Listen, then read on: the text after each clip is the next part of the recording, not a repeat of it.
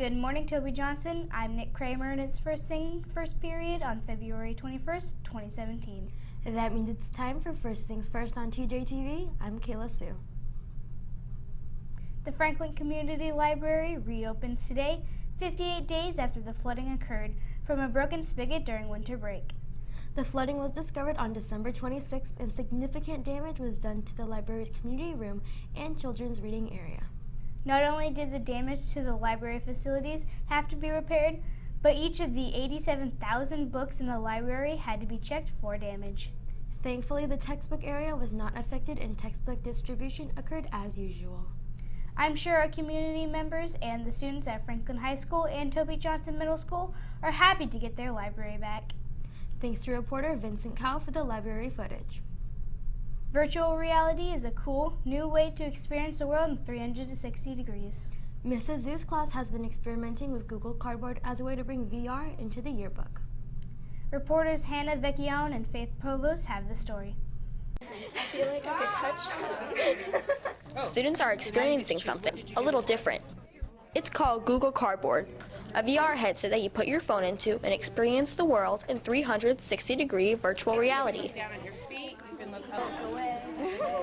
The glasses are sweeping the nation, and now they're here at Toby Johnson with thousands of places to visit.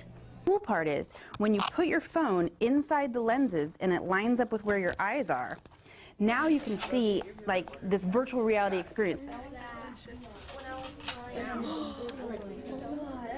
Very interesting. Oh, that's so cool. So my students, when I was telling them about this, I said, is there a way for us to get this into the yearbook? And they were like, yeah, we can do that. So you're really going to be able to experience this whole year in 360-degree videos. So you'll follow our channel, and then all of the videos are going to be available for you to play back with your free Google Cardboard lenses. The first 800 to buy yearbook are going to get a Google Cardboard free with their yearbook. The most exciting part about this year's yearbook is being able to watch the school year in 360-degree virtual reality. What a bonus to get Google Cardboard with your yearbook. It's going to be great to check out the events from this year in 360 degrees. We all know that fast food isn't the healthiest choice. However, new studies show that it isn't just the food that is unhealthy. To hear more about this story, let's go to reporter Madison Brooks. Thanks, Nick. In addition to the unhealthy nature of most fast food, studies are now showing that what food is wrapped in can also be a danger to your health. The waxy wrappers and boxes that are made to repel water and grease contain chemicals that may be toxic. Synthetic chemicals such as polyfluoroalkyl substances, or PFAs, were in about half of the wrappers tested. 56% of the bread and dessert wrappers, 38% of the sandwich and burger wrappers, and 20% of the boxes used for French fries and chicken nuggets tested positive for PFAs. Although the chemical is not being cooked into the food, the chemical may be transmitted to the food as it sits in the wrappers. Studies have linked exposure to PFAs to a number of health problems such as suppressed immune function, altered liver, thyroid and pancreatic function, and increased risk of cancer. While further toxicology testing is needed, greater public awareness can enable people to exert pressure on manufacturers and restaurants and to help consumers like us to make more informed choices. That's great information, Madison. Thanks for that report. That's another reason to eat at home.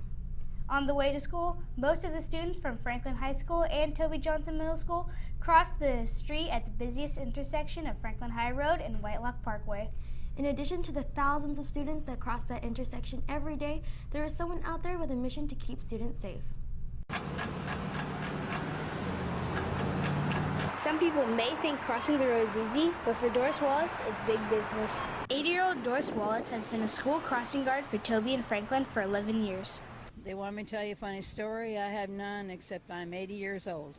She works a total of 3 hours a day, 5 days a week, with the goal of getting kids safely across the street. I'm still out here trying to help the kids. Whitelock and Franklin is one of the busiest intersections in the neighborhood. Working rain or shine, Doris helps an estimated 3,830 people cross the street. Doris's #1 goal is to make sure. No, they're safe. Reporting for TJTV, I'm Nick. Doris Wallace has made a huge contribution to our school, and we are very grateful for her help. As we continue to celebrate Black History Month, let's go to Kulani to learn about who made the biggest contributions to racial equality.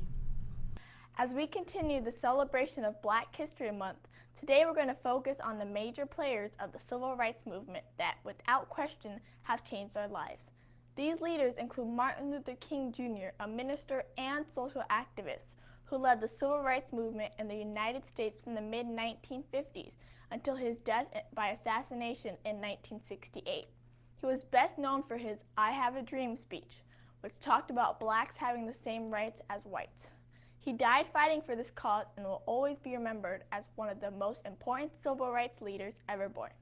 Rosa Parks, a simple seamstress who took one act of defiance on a bus and got the attention of the whole country, spurring the Montgomery boycott and other efforts to end segregation. She was later awarded the Presidential Medal of Freedom, the highest honor a citizen can achieve.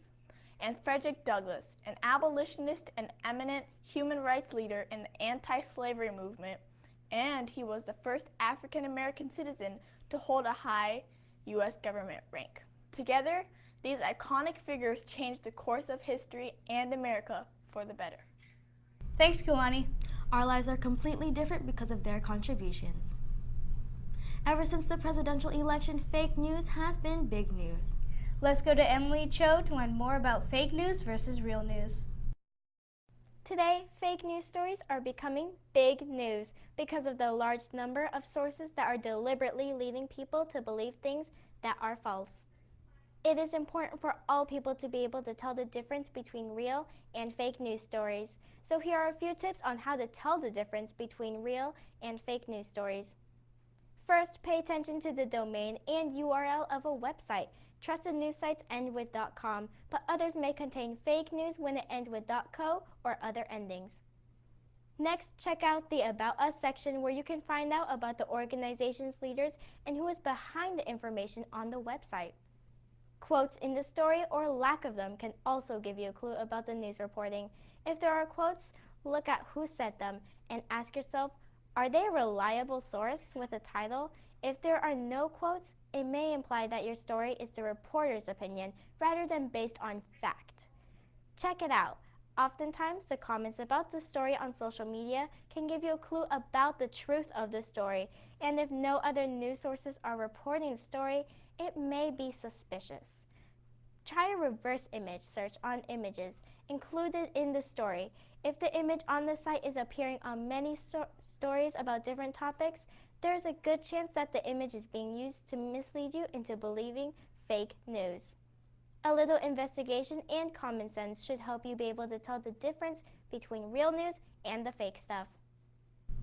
SFJAZZ is an organization that is recognized international leader in jazz creation, presentation, and education. Recently, our school was one of 4 schools chosen to participate in a unique interactive web experience. Let's go to TJTV reporters Jalen Tilson and Madison Brooks to see what happened during the event. Music students at TJMS participated in a live jazz concert that was held in San Francisco and broadcasted live in an interactive forum here in Mr. Roberts' classroom. As part of the celebration of Black History Month, SFJAZZ created an interactive lesson that incorporated history, great African American artists, and of course, jazz. The goal of the SFJAZZ was to teach about the African American jazz artist history.